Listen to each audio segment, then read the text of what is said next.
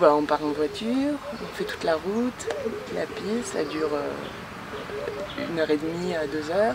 Vous arrêtez? On s'arrête pour petit déjeuner à la Boulboula, dans un petit café. Voilà, on repart.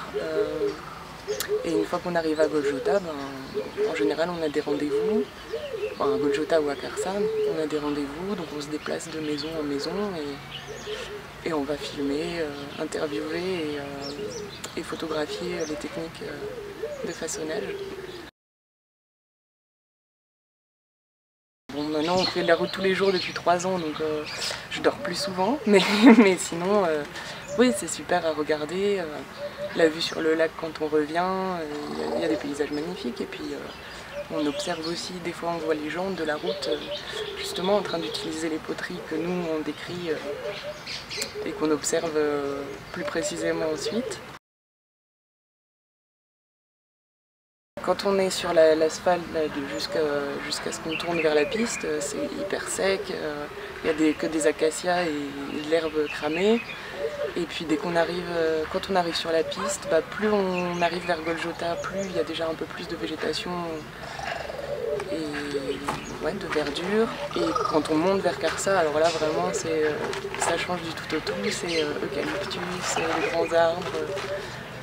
C'est beaucoup plus humide, des grandes forêts, donc ouais, ça n'a rien à voir, quoi. Le but c'est d'enregistrer au maximum, quoi, toutes les étapes, tous les gestes, et puis savoir ce qu'il y a derrière en fait. Bon, c'est pas toujours facile parce qu'elles n'ont pas forcément... Enfin, on ne sait pas forcément pourquoi on fait un truc qui paraît tellement évident que... Voilà, mais... Maintenant, c'est bien compris, je pense, elles savent ce qu'on recherche et tout, mais c'est vrai que c'est un peu incongru, quoi, de dire mais pourquoi vous prenez la pâte, vous la posez de telle manière et pas comme ça, parce que c'est comme ça que j'ai appris. Enfin, voilà, au début les réponses sont difficiles à obtenir, et puis il faut creuser un peu, il faut poser plusieurs fois les mêmes questions pour être sûr, et puis...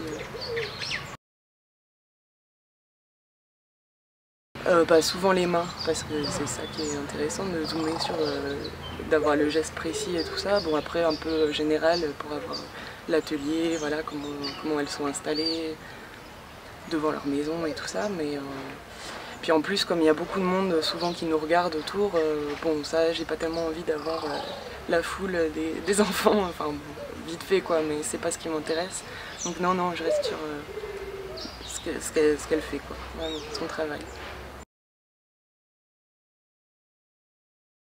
Bah oui, que c'est pas hyper évident, qu'elles font un peu tout le boulot, qu'il y a beaucoup de maris alcooliques, elles font très vite des enfants, très jeunes. Je trouve qu'elles ont l'air assez fatiguées quand même. Enfin, elles ont mon âge, quoi. Elles ont souvent plusieurs enfants, le corps assez fatigué. Et ouais, je pense que la condition de la femme, c'est pas génial.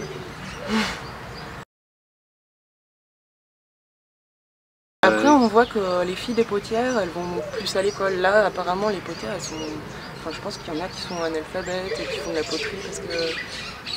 Enfin, elles disent souvent qu'elles veulent que leur fille aille à l'école, qu'elle fasse pas de poterie, etc. Et c'est... Enfin, on l'a vu, hein, des filles de potières qui font autre chose, quoi. Ouais. Ah non, je reste archéo. Non, justement, peut-être du fait de mon caractère réservé, c'est quand même plus difficile avec des gens vivants, des gens morts depuis des millénaires.